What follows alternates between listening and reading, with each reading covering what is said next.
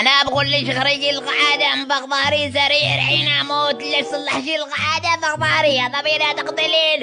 والله اني ما اخرجها من القعده لما تبطل هذا الكلام حقك. بصلح عمرك شاطر تتزوج عليا. ليش تتزوج عليا ليش؟ خرجي القعده من بغضاري لنا كلامش كله بدي خلاص بطلنا عشان نتزوج. يلا اني اقوم لعمري. والله اني اتزوج. وش بتقول؟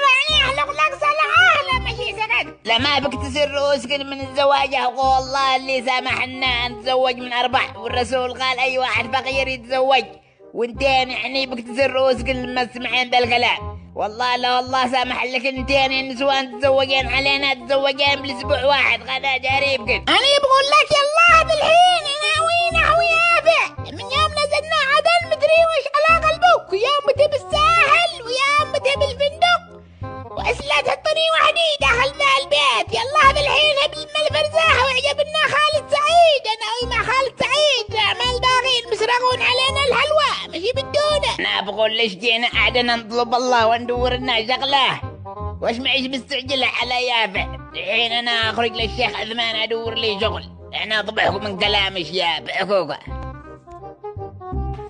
السلام عليكم يا عمنا كيف حالك؟ وعليك السلام ورحمة الله وبركاته.